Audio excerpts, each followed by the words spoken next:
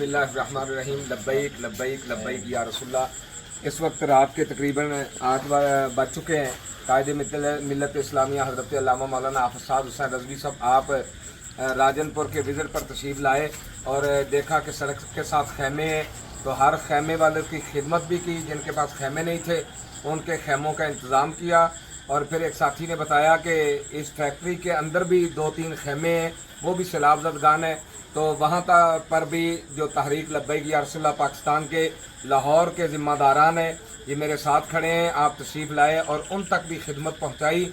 मैं ये समझता हूँ कि इस वक्त इस आसमान की छत के नीचे अल्लामा साद हुसैन रज़वी साहब कायदे मिल्लत इस्लामिया, ये एक अल्लाह रब्बुल इज़्ज़त की रहमत है, नेमत है।